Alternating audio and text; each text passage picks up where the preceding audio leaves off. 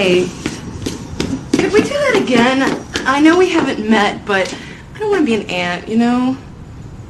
I mean, it's like we go through life with our antennas bouncing off one another, continuously on ant autopilot, with nothing really human required of us. Stop, go, walk here, drive there. All action basically for survival, all communication simply to keep this ant colony buzzing along in an efficient, polite manner. Here's your change. Paper or plastic? Credit or debit? You want ketchup with that? I don't want a straw. I want real human moments. I want to see you. I want you to see me. I don't want to give that up. I don't want to be an ant, you know? Ah, yes. No more of that existence of an ant. A mechanical Borg-like being that the powers and principalities want us to be. After all, Gnosis is what makes us into full divinities and full humans at once, as we were meant to be. Our astral guest in this eternal now, although not a Gnostic scholar, but an accomplished journalist, gets the Gnostics. In his book we'll also be discussing, he states, the central dictum of Gnosticism is, find the divine spark within, and you will know the all. None of this is real. It's all just trials to test your heroic attributes. Your life is yours to create. Let's not be ants. Let's reach our potential. Let's be the best version of ourselves. Let's know the all because the all wants to know us. And you have the means because you have arrived at the virtual Alexandria and... It's blasphemy! This is madness! Aeon by Gnostic Radio, an initiation by conversation into the dark corners of myth, magic, and meaning. A crash course in cult culture and conspiracy. A virtuous virus invoking and informing history, holiness, and heresy. Each week, I commandeer your connection to bring the most accepted and rejected scholars and provocateurs to your attention. Fun, compelling, and deeply weird, this is the blow-your-mind cocktail party conversation you always wanted to listen in on. And you better listen, because as the saying goes, I got 99 problems, and being trapped in a decaying body in a money-hungry society on a dying planet in a mysterious dimension might be one. You mock my pain! Life is pain, Highness. Anyone who says differently is selling something. But here we are, in this age of Hermes, Philip K. Dick world, and Gnostic times, waking up and no longer being ants, getting out and knowing all that needs to be known. And here I am, your host Miguel Connor, so glad you're here and always telling you how much potential you have, and how, as the saying goes, the artist is not a special type of person, but every person is a special type of artist. And it's time to write your own gospel and live your own myth. Here we are. You want to keep things on an even keel, I guess is what I'm saying. You want to go with the flow. The sea refuses no river. The idea is to remain in a state of constant departure while always arriving. It saves on introductions and goodbyes. The ride does not require an explanation, just occupants. And here I am again, with a shorter than usual intro, which might make some of you happy. I've been so busy lately I might go sane. Many moving parts with finding Hermes and other projects, and one of those 99 problems is always the game of Saturn. So let's get to our topic, and I'll give you a meteor intro in our next show on one of my favorite gods, Prometheus, coming out soon. The fire that danced at the end of that match was a gift from the Titan Prometheus, a gift that he stole from the gods, who were terrified of what we might do with it were it to fall into our hairy little paws. Our astral guest is Ariel Sabar. As mentioned, an accomplished journalist who just released an incredible book. Veritas, a Harvard professor, a con man, and the gospel of Jesus' wife. I couldn't put this book down, and it was closer to a thriller than a non-fiction book. Heck and Hecate, Veritas is a multi-dimensional work, a cautionary tale on the dangers of projection and ambition, a touching journey of brilliant humans who fell because they used societal expectations and childhood trauma as the wax to bind their wings while attempting to reach the suns of success. It's a labyrinth into the domains of ancient texts and forgeries and academic politics. And yes, the book is an excellent bird's-eye view of Gnostic studies. Highly recommend Veritas, and highly recommend you follow any of Ariel's keen writings in journalism. This is awe-inspiring stuff. As a bonus for patrons and AB Prime members, beyond the first part of Ariel's interview, I got Robert Price to give us his take on the Gospel of Jesus' Wife dark epic. After all, Bob was with Karen King in the Jesus Seminar. Expect some engaging content on Mary Magdalene. Bob will also provide his perspective on other controversial discoveries like Secret Mark, the James Ossuary, the Gospel of Judas, and more. Keep in mind that Ariel does present exhaustive sections on these discoveries as well in his book. Roads? Where we're going, we don't need roads. So please enjoy, and please stop diluting yourself into thinking you're an ant. And please focus less on judging others or falling short. After all, Jung said that we're here not to be good, but to be ourselves.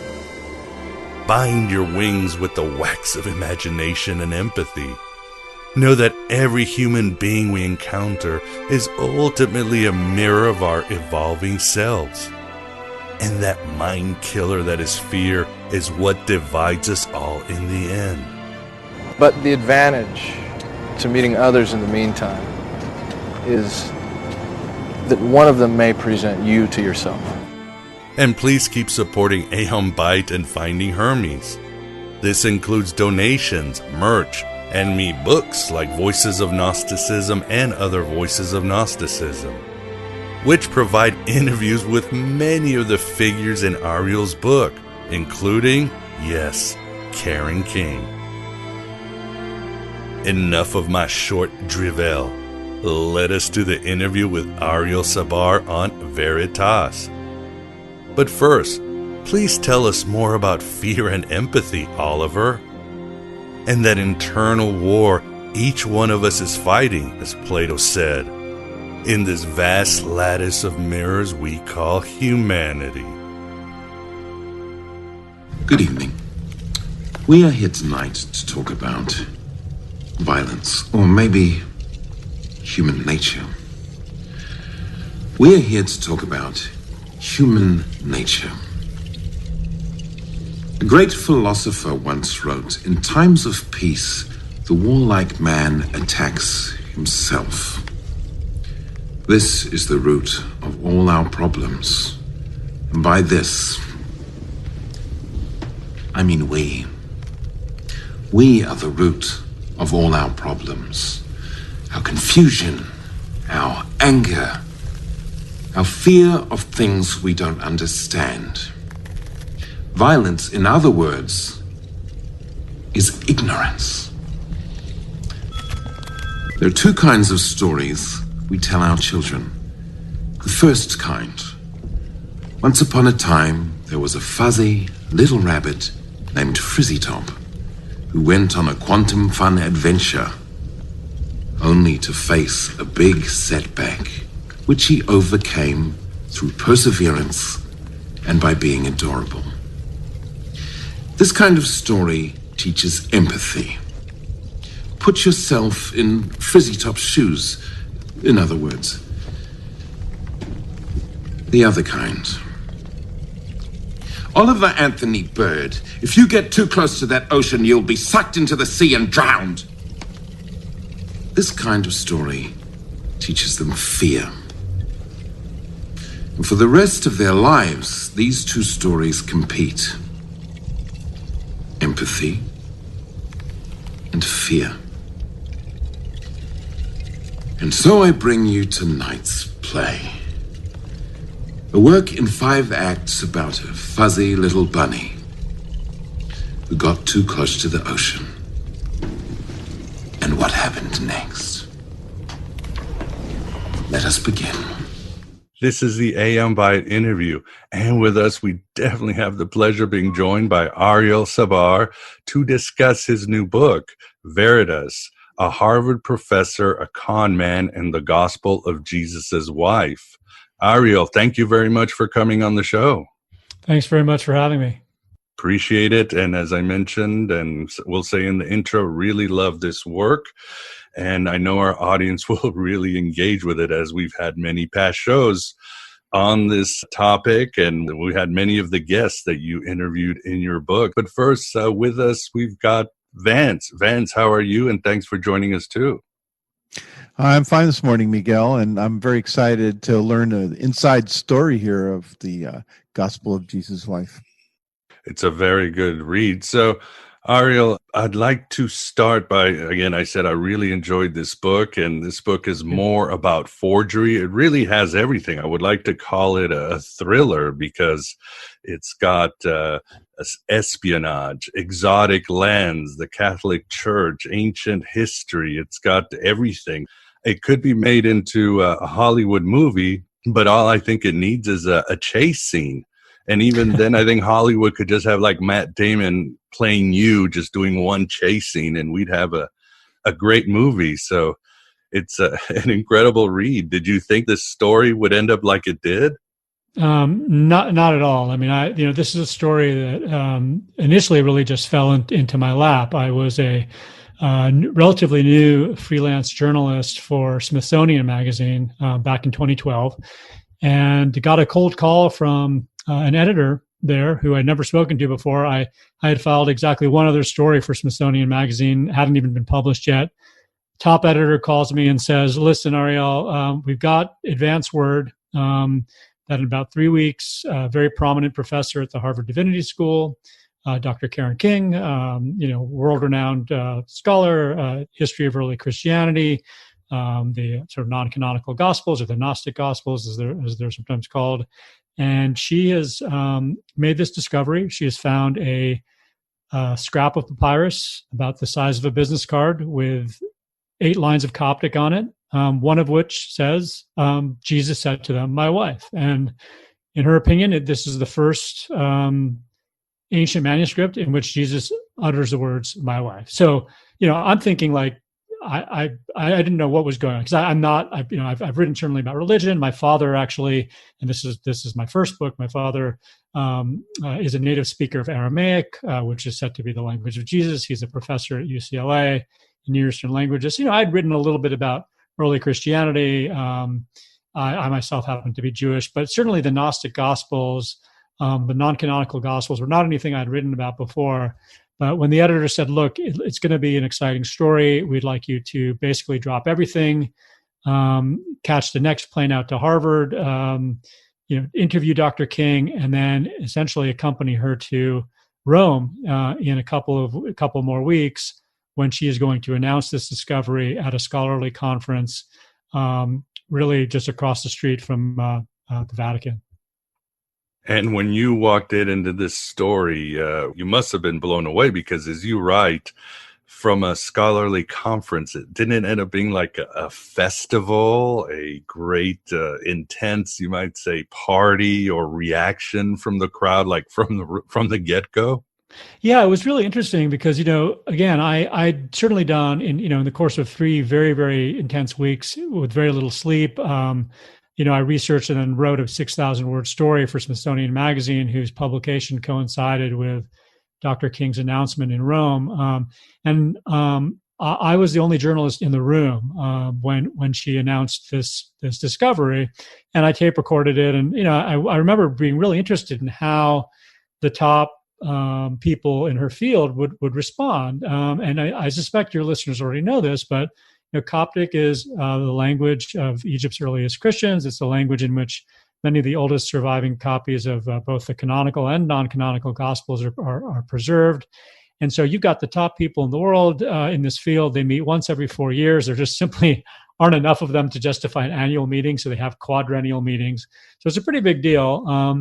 And she makes her presentation, and almost immediately there are a lot of questions. And the interesting thing is that the questions at that point don't so much concern authenticity or forgery. They concern simply Dr. King's interpretation of the text. And you have to remember that this is a fragment. So that means it's missing its top margin, its bottom margin, its left margin, and its right margin. So while there are 8 very short lines on the front, the lines are missing both their beginnings and their ends. So we don't really know what words appear before each surviving line of text or after each surviving line of text. So there's kind of a lot of room for interpretation. And I remember right away that scholars were kind of questioning whether the fragment said what Dr. King thought it said. And that was sort of the initial sort of heated reaction. Then the other sort of uproar in the room. And, if you've spent any time with scholars, they tend to, in person at least, be very civil to one another. They may detest one another in private, I suppose. But, in general, they tend to be civil to one another. So one of the great scholars, Wolf Peter Funk, Canada, Nag Hammadi scholar, stood up and said, I'm dissatisfied. You have not presented us with any photographs. And he was quite angry. And I think he felt that if Dr. King were going to present so seemingly earth-shattering a discovery in front of her peers, she owed them a photograph in that initial presentation. Now, Dr. King had told me that her laptop had broken on her flight from Boston to Rome, and I have no reason to doubt that. But three days had passed between that plane ride to Rome and her presentation. And Harvard had many of these images already uploaded, ready to post online.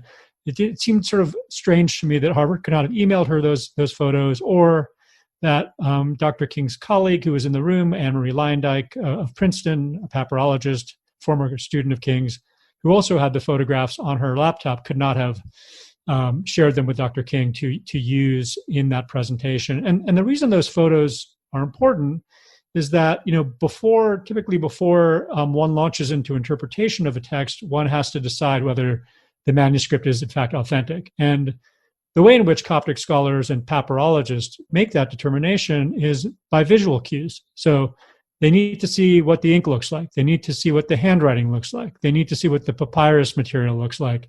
And without any photographs in the room, that made it very difficult and I think frustrating for a lot of her colleagues on that September day in 2012 when she announces the Gospel of Jesus' Wife to colleagues.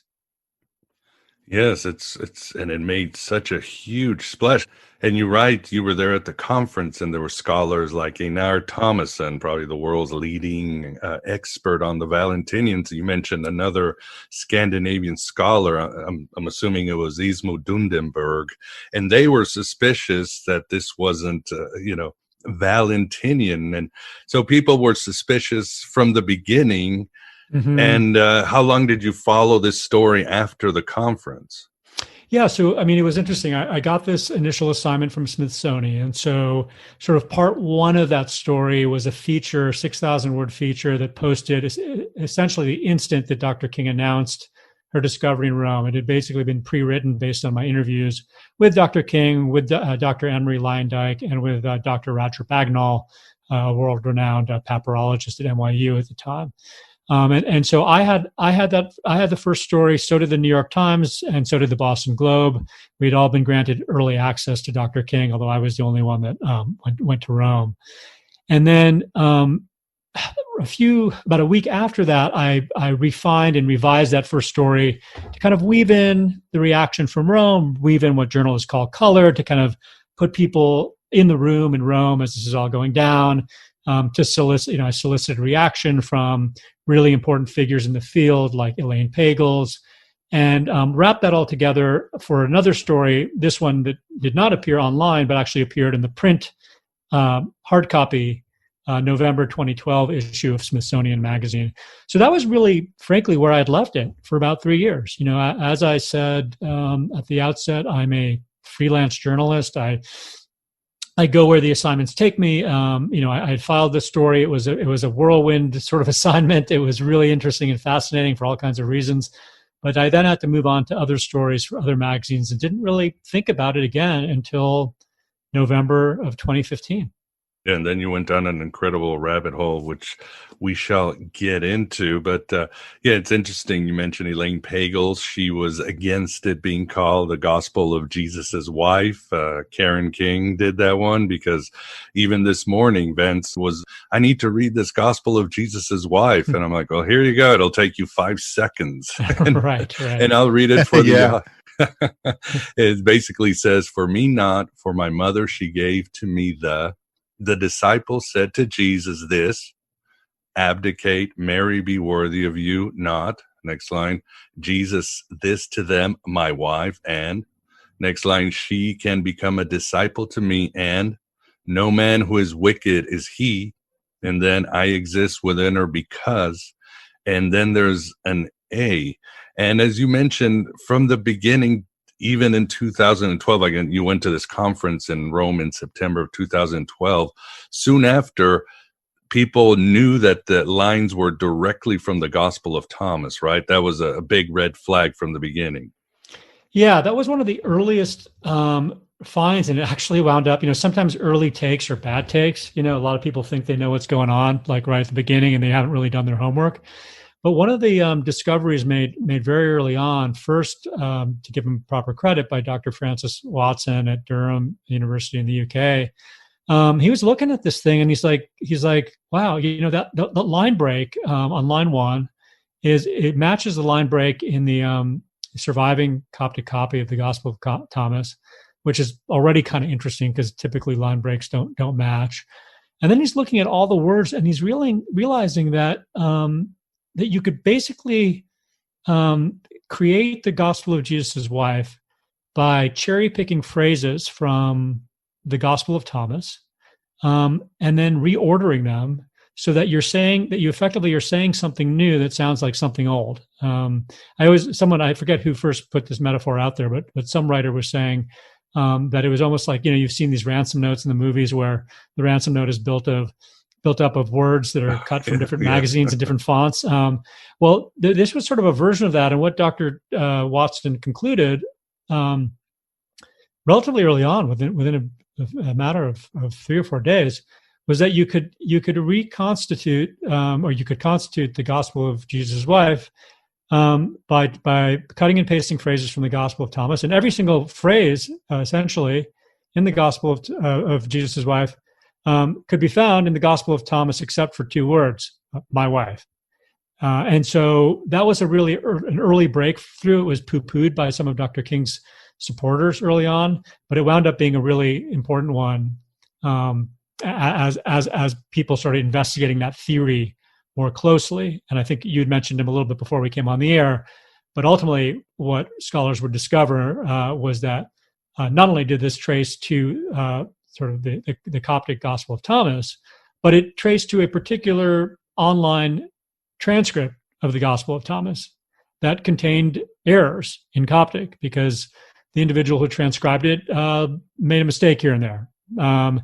And one of the sort of smoking guns was when this eccentric typographical error made by Mike Grondin, who may be familiar to some of your listeners as the host of a very influential Gospel of Thomas website. He made a small error in one of his PDFs, but it's a PDF that a lot of people like to download.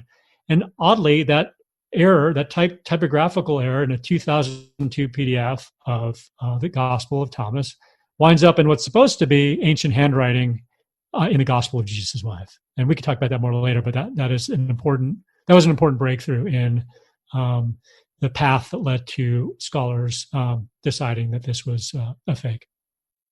Yes, indeed. And what were some of the mistakes that Karen King made from the get-go? I think you spend a lot of time with them, but what do you say, maybe bullet points of how things went Yeah. from suspicious to bad quickly? And I don't want to give away too many spoilers because a lot of them are in the final chapter of the book, but I'll certainly be happy to talk about some. I think it was clear even to scholars at the beginning that this was somewhat of a rush job, in the sense that she did consult her former student, she did consult Roger Bagnall before going public, but she never consulted a top scholar of Coptic religious papyri. Even though Dr. Bagnall had recommended she do so. One of the things that happened when she had submitted her article on the papyrus to the Harvard Theological Review. The Harvard Theological Review is one of the most important theological journals in the world. It's been around for a century. It's edited by the Harvard Divinity School. And she submitted her article to them before she went public with the papyrus. And, they do what any good journal does, which is send an article out for peer review. So you're basically taking an article and sending it to the top people in the field around the world. And the Harvard Theological Review doesn't mess around. And 2 out of the 3 reviewers, 2 out of the 3 anonymous double-blind peer reviewers came back and said, "Oh boy, this thing looks really bad. This looks like a forgery, and you will be embarrassing yourself if you publish it." And they identified lots of problems, including the apparent cribbing from the Gospel of Thomas, something like 4 basic violations of Coptic grammar within the span of 8 lines, really bizarre, unprecedented handwriting, ink that didn't look right, ink that looked like it was applied by a brush rather than a reed pen, which would have been very anachronistic. And so already you have really important people in the field, although nobody knows who they are at the time. I will figure out who they are, and I disclose who they are in the book. But they're like the top people in the field in like the study of Nag Hammadi text, Nag Hammadi papyri. Like you almost couldn't do better. And they come back and they're like, "Don't do it. This is bad.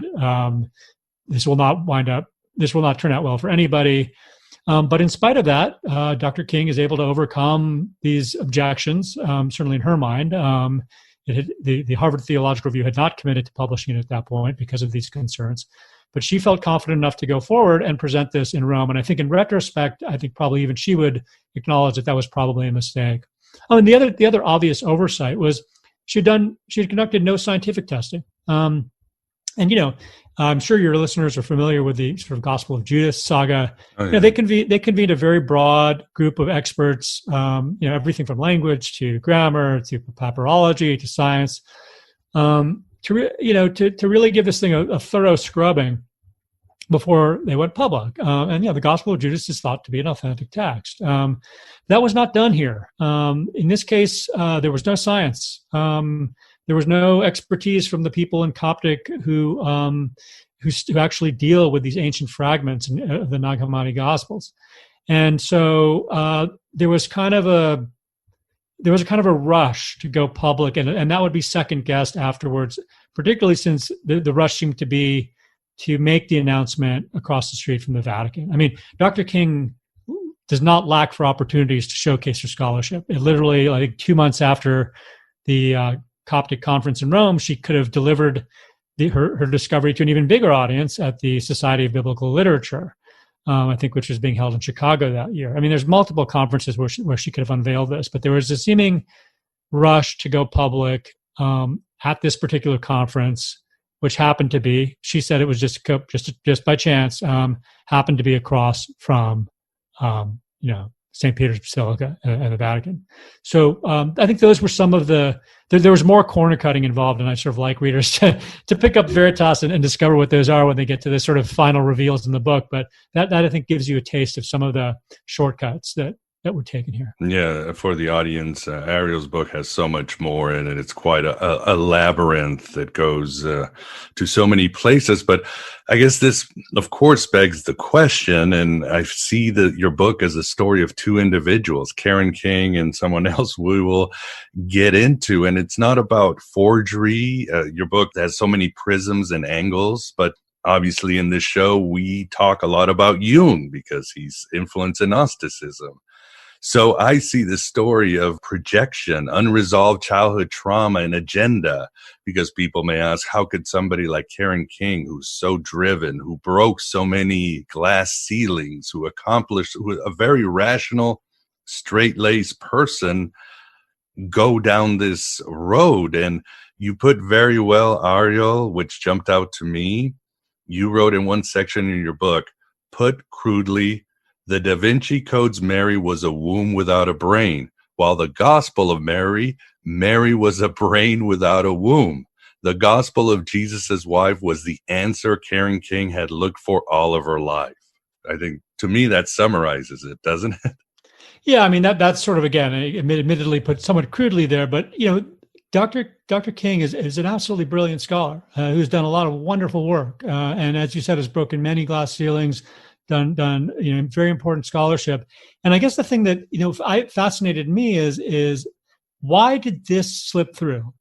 She's a very canny person. She's tough. She's a skeptic. She's built a career skewering the fictions of the church. She's really good at figuring out where the stories that the Orthodox and the traditional and the devout have told us from pulpits and Sunday school, how those stories don't really add up. So she's not someone who's particularly gullible. And so what always fascinated me here is, how does this particular exception get through all those filters? Like, what is just right about it that it manages to slip past all of her defenses?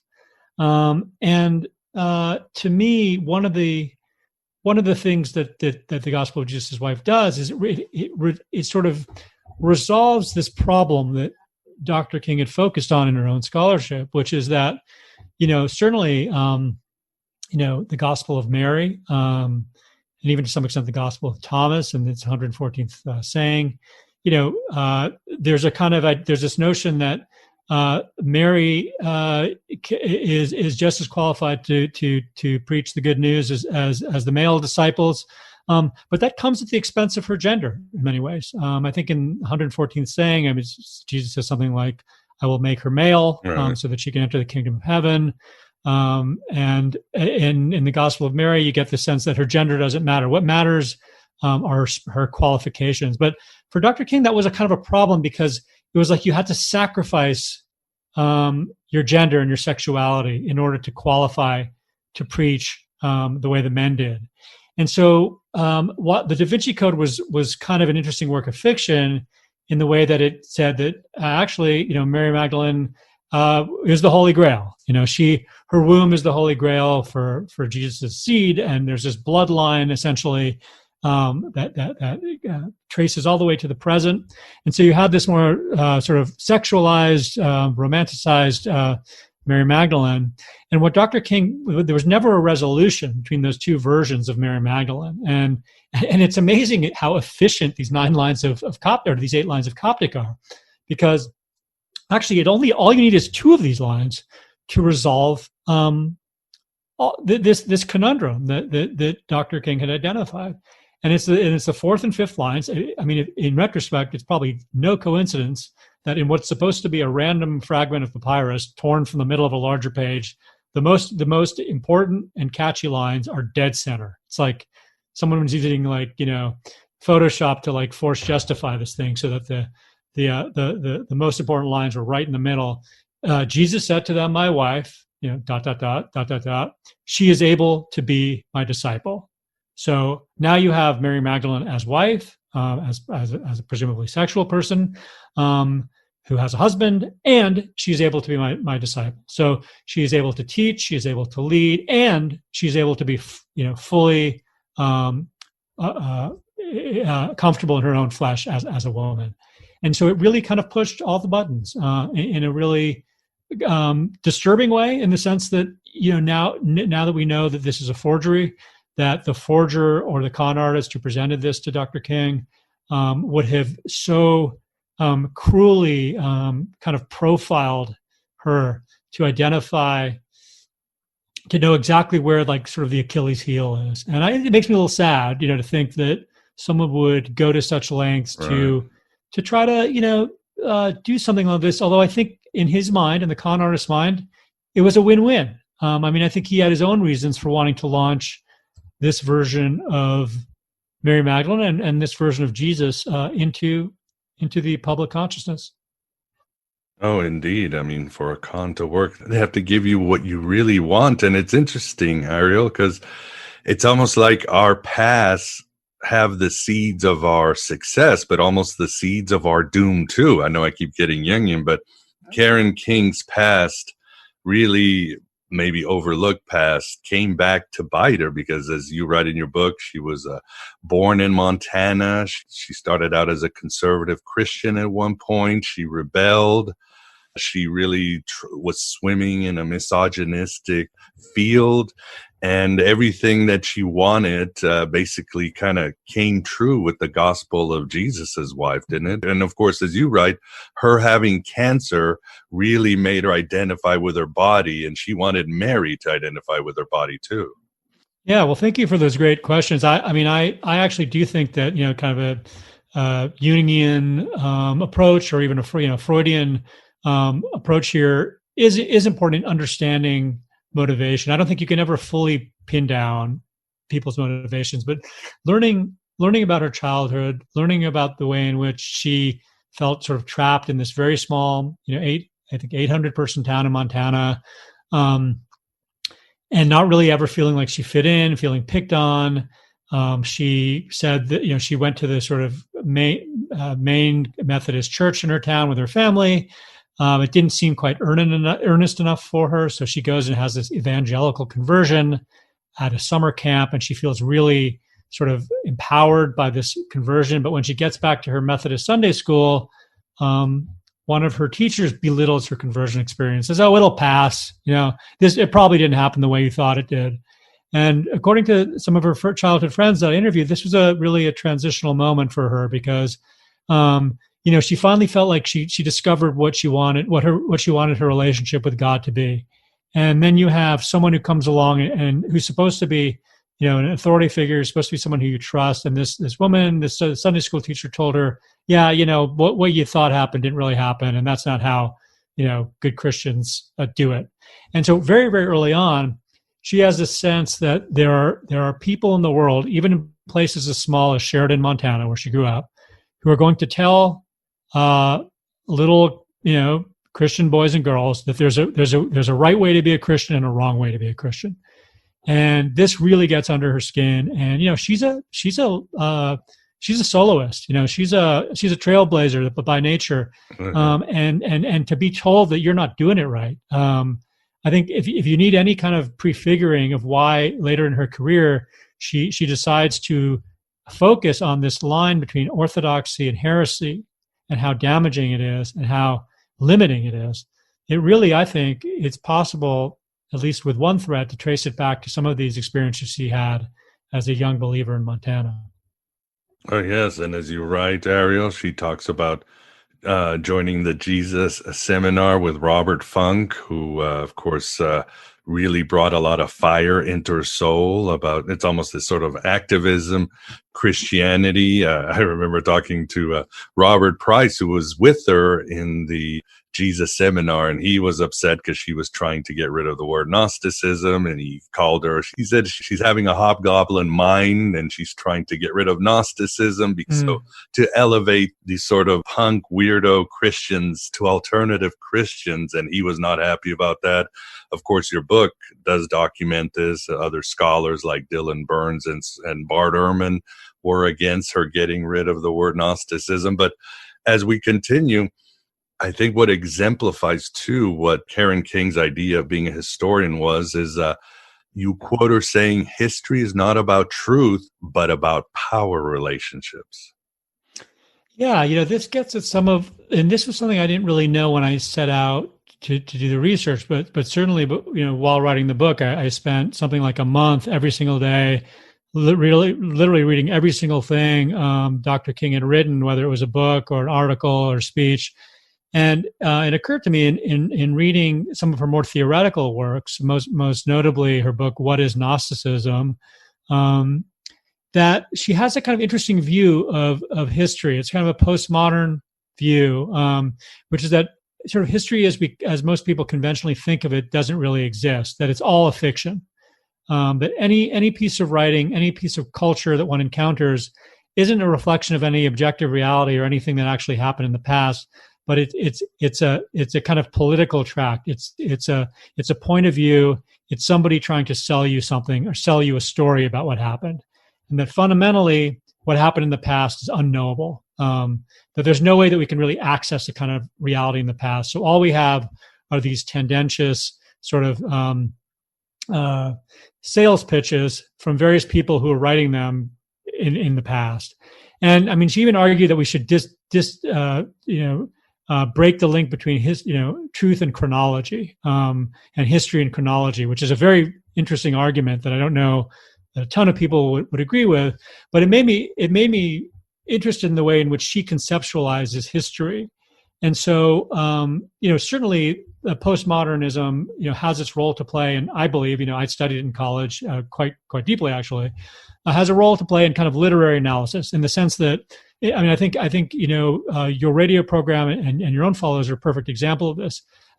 People reading some of the Gnostic texts in the 3rd century and the 2nd century may have taken away very different meanings from those texts as you or I or anybody might take from them today. That we make them relevant to our own moment, right? When we interpret them in the context of our own society and our own time, and that's great. And postmodernism is really great at sort of thinking about the ways in which readers of texts in different periods, different places, can extract completely different meanings from the same words. And that's an absolutely worthwhile mode of literary analysis.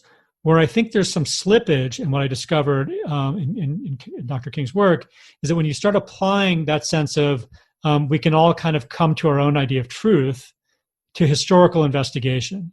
And that's where, again, I'm an empiricist, I'm a journalist. I believe that one can go out in the world, ask questions of people, look at documents, look at the archaeological evidence, and kind of understand what happened in a verifiable way.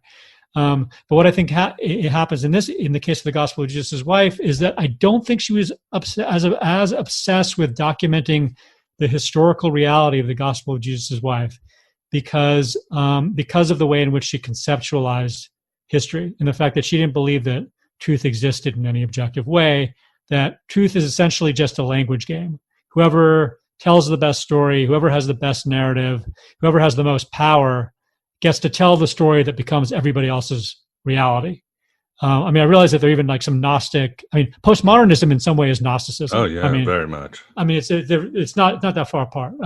So in a way, the fact that you have this overlap, it made me wonder whether even in her assessment of the idea of if you don't believe in history, do you believe in authenticity?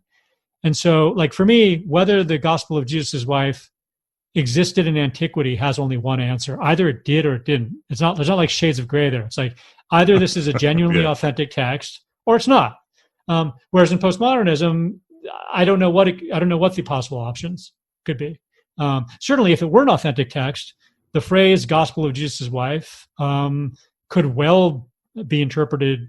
The phrase "Jesus said to them, my wife," could be interpreted in many different ways, all of which would be legitimate. That I think is perfectly fine. But whether it existed or not, I don't know that there's more than one answer. It either did exist or didn't. And I should say the other thing here, which is really interesting, is because we don't have a complete line, we don't know what Jesus says after my wife.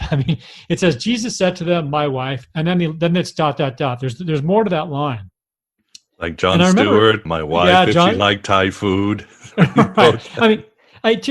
Jon Stewart has some fun with this on Comedy Central back in 2012. But, I think I even asked Dr. King for my first story because I wanted, just as a layperson, was like, well, how else might that line end that might sort of give people, speaking of postmodernism, give people a completely different reading of that line because we don't have all of it, right? And, she, to her credit, I think she was joking, but said, Jesus said to them, my wife, ... I don't have one. Or my wife, ... is the church. There are different ways of ending that line that would certainly completely recast its meaning. But I think Dr. King came in with a very strong idea of what she felt it should say, and then she was able to find the things that she felt said that. And one of the other omissions in her article, which was pointed out immediately, was that in a 52-page article with many, many footnotes, there is not a single reference to what's known as the Bride of Christ trope. And this is a trope that's been around for centuries, that Jesus is married to the church. It's reflected in a lot of canonical texts, this notion of Jesus as a bridegroom, and either the church or Jerusalem as his wife. But there's not even a single footnote in her initial article that says, this could be an interpretation, but here's why I'm not. She didn't even bother to dismiss it, which was very curious. Like, why don't you at least acknowledge that there's this tradition of the Bride of Christ, and that Bride of Christ is not Mary Magdalene, like not even as a footnote. And again, that I think in retrospect gave people a sense that she came in having already decided what this was supposed to mean, and then retroactively found the evidence to support it. Well said, Ariel. And it's ironic. Karen King, as you write, a loner, rejecting traditional history, going against the power of the Catholic Church. Yes, it's ironic. She was a Gnostic, even if she wanted to get rid of the term Gnosticism. But that's what's great about your book. There's so many ways to see it. And so now let's get, please, to how you come into the story. You came back to write on this article, and was your idea, I need to find the source of this gospel, who wrote it or who sold it to her? Yeah, no, exactly. One of the things that really stuck with me from that first story I wrote for Smithsonian in 2012 was this question of who is this individual who gave Dr. King, or who approached Dr. King with this papyrus. And, Dr. King, I pressed her for this information back in 2012 because I was really curious, as were many of her colleagues.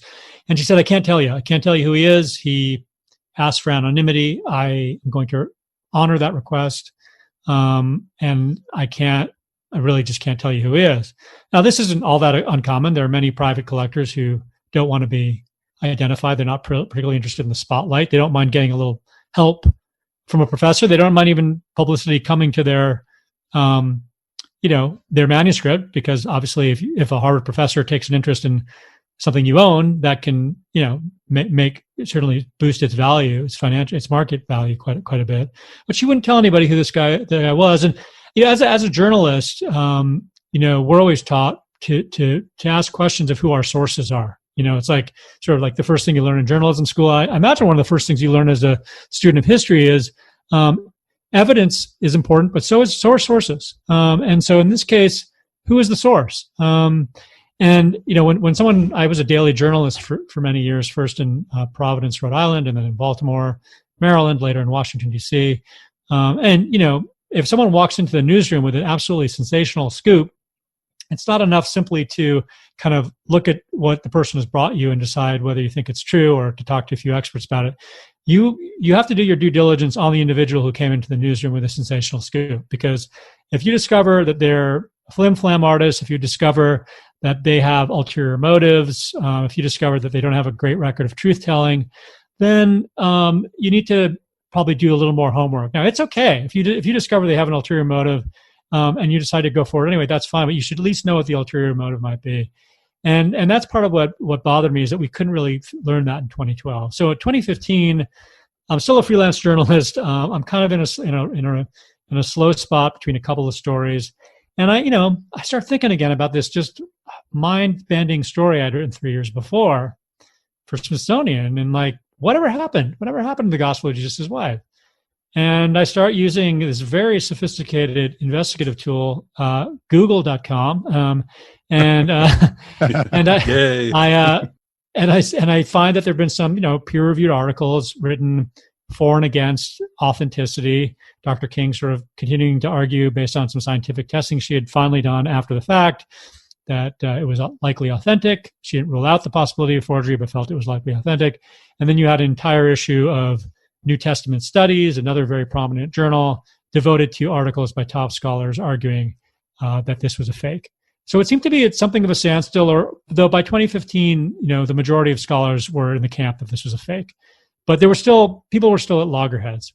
And so I'm thinking, is there anything I can do as a journalist? I'm not a scholar of Gnosticism. I don't read Coptic. I have nothing to contribute on that front. But I am good at asking questions, knocking knocking on doors, using public records. And so, one of the nice things that Dr. King did in 2012 is that I said, look, I realize you can't tell me who this individual is, but I'd really like to be able to sort of show the public kind of the dance between complete stranger collector and scholar that leads to the publication of this thing. Is there any way you can share with me some of the text from his emails? So she very graciously did that. She gave me the text from the emails. She took out all the identifying information, no names, no email addresses, no locations. But there were enough little clues in those emails, I realized 3 years later, to give me a kind of thread that I could pull to start to figure out who the owner might be. And that leads on this just absolutely wild adventure that will take me all the way from, retirement communities of Florida through the sort of dark corners of the internet to internet pornography that the collector is a proprietor of, starring his own wife, to the former headquarters of the East German Stasi. And if you want me to weigh in on some of that, I can. Just let me know where to start. But it's a really wild story. It's so fascinating. And you wrote the Atlantic story that basically broke this open. I remember scholars emailing me like, oh my God. And they were all focused on the porn thing for some reason. I was just focused on, oh my God, this is an incredible article. Was there a sort of, for you, Ariel, a Milli Vanilli moment when you said, aha, I know this is a forgery? I tried to really keep an open mind. I actually did not have a position on whether it was a forgery when I set out to investigate provenance for the Atlantic magazine in 2016 or 2015. I really just wanted to know who the owner was and what knowing about who the owner was would tell us about the Gospel of Jesus' Wife and the question of forgery. And one of the there are different places and times when all the puzzle pieces started to feel like they were coming together. One of the breaks was, Dr. King did not tell the world who the current owner was, but she did tell the world who the current owner told her was the owner before that, a gentleman by the name of H.U. Laukamp, Hans Ulrich Laukamp. Not a very common name. And I did, I sort of used some databases, discovered that there had only ever been a single Hans Ulrich Laukamp who had ever lived in the United States. He lived in this retirement community in Florida. He had died a few years earlier. So I couldn't very well interview him just to see whether he had owned it. But I started interviewing people who knew him. And they all told me, like, this guy never collected papyri. He had an 8th grade education. He wasn't interested. He didn't collect anything. That wasn't his interest at all. So already, like, the provenance story starts to develop this sort of glaring hole, which is that the individual that the anonymous collector said he bought the papyrus from wasn't actually a collector, didn't actually have papyri. And then I began putting that individual, so I would eventually discover, and I can mention his name here because I've mentioned it elsewhere, but the owner would turn out to be a gentleman named Walter Fritz. He's a German immigrant and who's living in Florida. And in Googling the name Walter Fritz, it comes up with a lot of different names. There are a lot of different Walter Fritzes in the world, hundreds of them in Germany, even like 9 or 10 in Florida. But one of the Google results that comes up is that there is a 1991 article that's been written for a prestigious Egyptology journal in Germany by a Walter Fritz. And, I'm like thinking there's no way this guy in Florida who's an auto parts executive could be the same person who 20 years earlier wrote an article about the Amarna tablet, which is one of these ancient tablets between the Egyptian kings and the outlying provinces. It could just be just too fantastical to think that they're possibly related. And then I discovered in sort of looking in Florida public records that this Walter Fritz living in Florida owns this sort of mysterious business called Nefer art. And, I don't speak Egyptian, but I did. Nefer to me sounded like an Egyptian word. Bells are going off. Yeah. Bells are going off like Nefertiti. I'm like, wait a second. So there's someone related to this guy who allegedly formerly owned the papyrus, but in fact didn't own it, who is involved in some kind of Egypt-related business and whose name matches the name of someone who wrote an article in Germany about Egyptology sort of deciphering this ancient text 20 years earlier. And so when I first called Walter Fritz in Florida, he denies everything. I didn't know, I'm not the owner of the Gospel of Jesus' Wife. I never studied Egyptology. You've got the wrong guy. You're barking up the wrong tree. He basically hangs up on me. And I have to thank the Atlantic magazine here. They were willing to send me to Germany to sort of figure out whether there was any connection between this Florida Fritz and the guy who'd apparently written this article. And sure enough, when I go to Germany and I start showing people the photograph of the Florida Fritz, which I got from a local Florida newspaper, they're like, yeah, looks kind of like a guy who studied Egyptology at the Free University in Berlin, but washed out of the program. He never finished it. He just disappeared one day, just vanished into thin air. No one ever knew what happened to him. This is the first, one person said, oh, I thought he was dead. Is he still alive? And so this Walter Fritz turns out to be the same guy who studied Egyptology in Berlin two decades before. And to me, that's when some of those bells start ringing, where you're like, wait a second, what's going on here? And that's even before I realized that he is into this. He and his wife are very successful internet pornographers in a genre of porn known as hot wife, in which the wives are thought to have this insatiable lust that can't be satisfied by their own husbands, and so therefore engage in kind of sex with multiple partners, while their kind of cuckolded husbands sit back and watch. And what made it all the more interesting and fascinating is that even in their own lives, there is this intertwining of theology and sexuality. So not only is Walter Fritz happens to be born on December 25th, which I find fascinating. Oh, really? Wow. Yeah. So he sort of, one could imagine he imagined himself a kind of Jesus and his wife a kind of modern day Mary Magdalene. But she is a star of this genre, of this hot wife genre of porn. And not only that, but she also has self-published a book, it was something like Spiritual Evolution, Universal Truths, Volume 1, in which she claims to channel the voices of angels and the voices of God and the Archangel Michael, and via automatic writing, so that she sits down and she has clear audience, I think she calls it, where there's no medium involved. She can just hear the voices of angels, and then she can sort of instantly transcribe what they're saying, their wisdom, into a word processor. And then she published some of this. Now, one of the things I found fascinating is that the book she publishes of this automatic writing, all of the entries of all the diary-like entries in this book coincide with the period in which her husband, Walter Fritz, is courting Dr. King. So there's a really weird way in which this kind of Jesus and Mary Magdalene like couple are living out their porn lives on the internet, but are also talking in really interesting ways about the sex lives of the ancients and acting as spiritual mediums in the present, and to find all of that sort of find expression in like 8 lines of Coptic. To me, it's just sort of brilliance to it that I hope readers have find illuminating when they try to wrestle with what exactly is this couple up to when they approach Karen King with this sensational papyrus. Yeah, it's almost like it was some sort of Greek tragedy that Walter and Karen King were going to meet. You write the parallels to their lives, their desires. They're very connected, at least so Walter could have seen sort of a twin in Karen King for various reasons, which I want to get into. But also, didn't Walter buy the domain, The Gospel of Jesus' Wife? And that was a huge clue.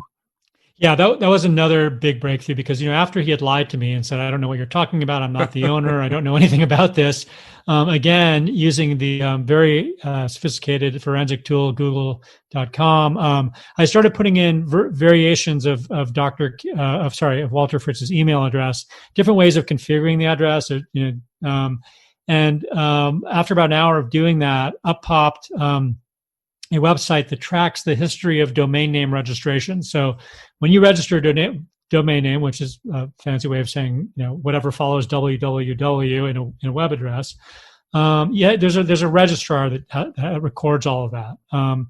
And so what I discovered was that someone using Walter Fritz's email address, presumably Walter Fritz himself, had registered the domain name www.gospelofjesuswife.com. So this was an individual who had his email address and was using the same physical address where Walter Fritz lives. And I'm like, well, that's interesting. Like, is he a guy who kind of took an interest in the Gospel of Jesus' Wife after Karen King announced it to the world? So I go back and look at the date of the domain registration, and it's 3 weeks before Karen King goes public. And, that's at a point where only a very, very small group of people are privy to this coming announcement and her name for the papyrus. So that made it very, very clear that Walter Fritz had lied to me, number one, in our first conversation. And number two, that he was very, very intimately connected with the papyrus. And that was one of those, falling out of your chair moments for me as well. Oh, I bet it must have been incredible. And he never really admitted it. Guess he wanted you to write a novel about Mary Magdalene with him, but he never really admitted it in the end, did he? No, we have to give Walter his due here. I'm a big believer in journalistic fairness. I'll be very clear with all of your listeners. Walter Fritz continues to deny having forged the Gospel of Jesus' Wife. So that's his position. I think if you talk to a lot of scholars, they would argue that there's a very, very strong circumstantial case that there's only one person who had the skills, the time, the motivation, and the opportunity to forge it, and that's Walter Fritz. And I should also say that one of the big discoveries in the book too, which I think makes it a lot harder for Walter to maintain his position that he would never ever do something like this. Using public records again in Florida, I discovered that while applying for jobs with the Sarasota County, Florida schools, Walter Fritz submitted a forged Egyptology diploma, master's diploma from the Free University, the very school where he and all of his professors, he'll tell you himself, he never graduated from. But for purposes of a job application, he submitted a forged Free University Egyptology diploma in his own name, basically using the same MO that every scholar thinks he used in both the Gospel of Jesus' Wife and the fake provenance documents, which he supplied Dr. King to convince her of that it had authentic provenance. It's a cut and paste. It's the same MO every single time. You take a pre-existing document, you put some new text on top of it, and then you Xerox it, and there's no original. So for the fake Egyptology diploma that he submitted to the Sarasota County schools, it's actually, if you look at the names of the professors at the bottom, the professors didn't teach it in Egyptology at all. They taught in the Department of Eastern European History, completely unrelated department. Walter Fritz basically put some new text on top of that diploma, Xeroxes it, submits it with his job application. Looks like he has a degree in Egyptology when he never did. Clearly, obviously, the Gospel of Jesus' Wife isn't a Xerox job, but it also uses the same cut and paste sort of MO, where nothing is original. It's all, to use a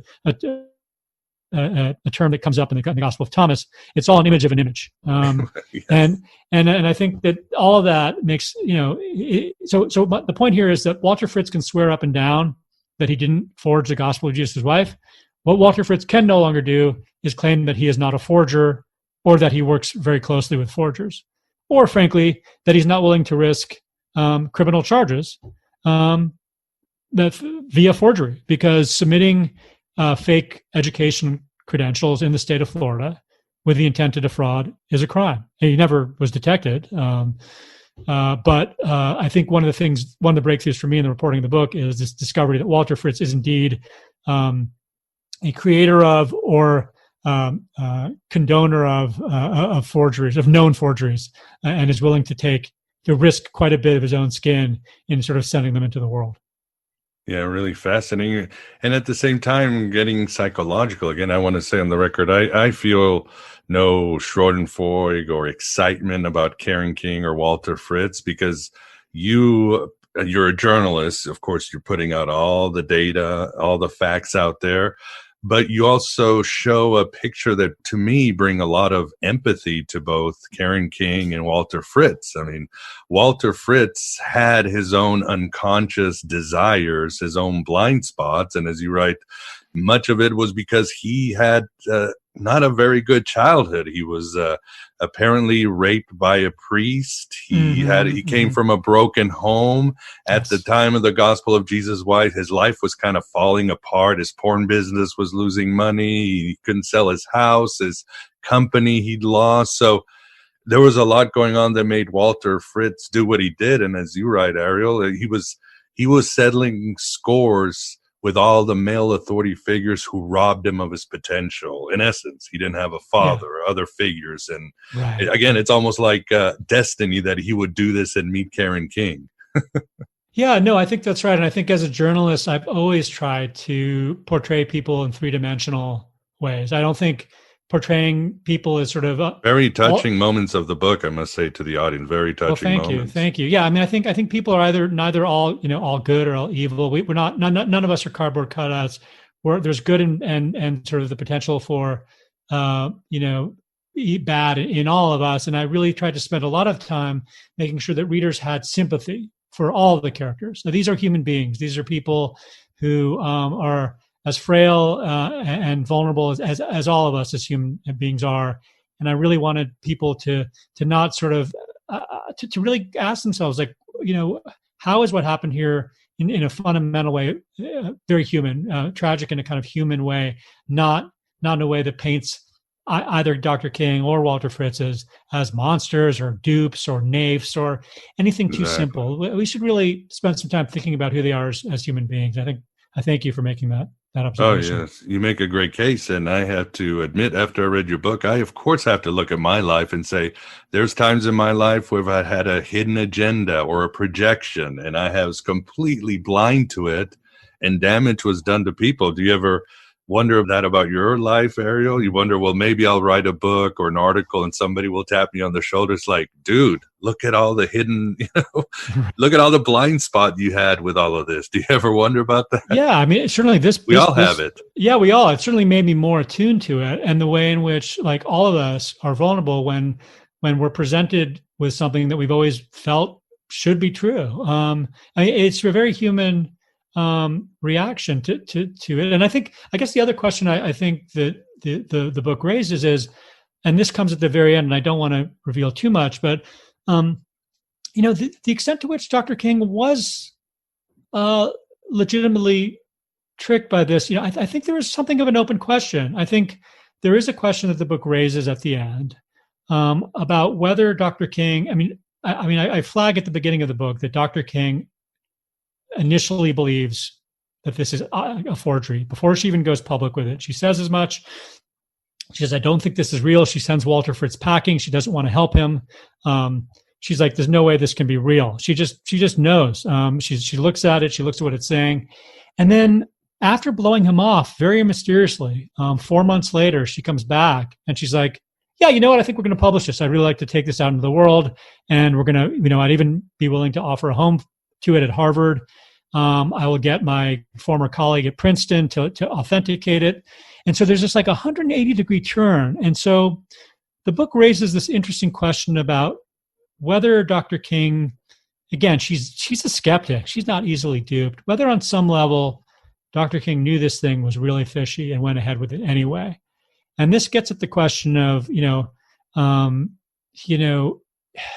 to what extent was she willing to take something public that she knew was pretty dodgy because of the potential it offered, and the platform it offered her to reach a very, very wide audience with ideas that she's always held dear. For her, the be-all and end-all was never the Gospel of Jesus' Wife. It's too small. It doesn't say enough. But what the Gospel of Jesus' Wife does is it gives you an audience of millions to talk about texts that are authentic and are really, really fascinating, like the Gospel of Mary, the Gospel of Judas, like the Gospel of Thomas and the Gospel of Philip. It gives her that door to walk through, the way that the Jesus Seminar once gave her that platform, and the way in which the Da Vinci Code gave her a platform. And I talk about that a lot in the book because Dr. King was one of the go-to experts during the height of the Da Vinci Code craze. And, reporters all over the world were calling her for comment, and she was quoted in Newsweek, Time Magazine, all these TV specials. And unlike many other scholars of the Nag Hammadi texts, including Harry Attridge at Yale, she was actually willing to embrace a fictional text as a sort of an ignoble means to a noble end. That if the Da Vinci Code is opening the eyes of Christians to questions they should be asking about early Christianity, then great, let's use it to ask those questions. Whereas other scholars were like, wait a second, the Da Vinci Code is a fictional thriller. This is not history. Karen King was of the school that this was a very, as she put it to me in one interview, the Da Vinci Code was a huge teachable moment, even though it was a work of fiction. And so on one level, the question, this gets to the more complex moral questions the book asks towards the end. It asks whether Dr. King would be willing to use another manuscript that on some level she suspected was a fiction as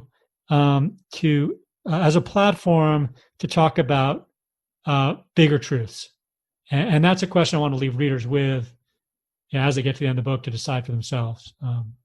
Certainly a provocative one, I realize.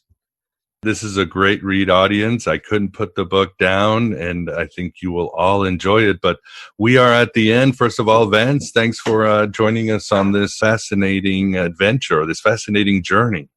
Oh, my pleasure. It's definitely very fascinating, and great work, Ariel. Thanks. Yes. Yeah, and I hope people read the book. It's called Veritas, a Harvard professor, a con man, and the gospel of Jesus' wife. And if you want to go deeper and you want to go, geek out on some of this stuff, if you visit my website, www.arielsabar.com, there's a bunch of other goodies there for folks who want to go a bit deeper. Oh, yes, and I will have this on the show notes, audience, so you'll be able to click to get his book and his website and everything else. Ariel, thank you very much for writing this book. I loved it. Thank you for your time, and thank you very much for coming on Aeon Byte Gnostic Radio. My pleasure, Miguel. Thank you for having me. And there you have it, my beloved truth seekers. The first part of our interview with Ariel Sabar on his book, Veritas. I know you'll enjoy the book as much as I did. In our second part, we'll explore more about the Da Vinci Code. Ariel will give us his sound views on what he learned on the historical Mary Magdalene. He'll share more on how he exposed Walter Fritz and his schemes, as well as Walter's intense and shocking interest in the occult, including Crowley and Gematria. Ariel will share insights on what he learned from Gnosticism, and will explain how the internet and social media has changed the game when it comes to scholarly investigation, discoveries, and forgeries, and how Harvard University had its own secret agenda in the whole gospel of Jesus' wife fiasco, and it's disturbing. We'll certainly discuss what has been the fallout for Harvard and Karen King since Ariel's book came out. As mentioned in the intro, I got Robert Price to give us his take on the gospel of Jesus' wife, Dark Epic. After all, Bob was with Karen King in the Jesus Seminar. Expect some engaging content on Mary Magdalene. Bob will also provide his perspective on other controversial discoveries like Secret Mark, the James Ossuary, the Gospel of Judas, and more. More than 2 hours of high-octane content that continues to help you understand that most of what you are and reality is just a forgery too. And time for the real gospel that is your authentic self. So become an AB Prime member or patron at Patreon for the full interview and to continue growing this Red Pill cafeteria. Only $6.99 a lunar cycle, or whatever you want to pledge on Patreon. There are several tiers. You won't find this Gnostic content or many of our guests anywhere in cyberspace or even meat space. When you subscribe, it will cost you about $1 per episode, and that's a deal of many lifetimes. Membership includes full access to the archives with more than 14 years of quality interviews. You'll also get an invitation to the Inner Sanctum of Gnosis Facebook group and the Discord channel. where past guests like John Munter, Scott Smith, Edward Pandemonium, Tim Freak, and Rosamunde Miller hang out there, part of some mind-expanding continual conversations. And I'm always there to interact with you and answer your questions. Even support in the form of some shekels to PayPal or the US mail really helps. I also have the new merch store and an Amazon wish list, as I always need equipment in this universe of entropy. Don't forget me books, like Voices of Gnosticism or other Voices of Gnosticism. And yes, Finding Hermes is live, and we will be having our first virtual Alexandria meeting soon. You can do so many wonders. I just know it. And you are so full of potential you can tap into right now. Thanks for being here. Thanks for being yourself, your true self, here in the desert of the real and here in the Black Iron Prison. Hello and goodbye, as always.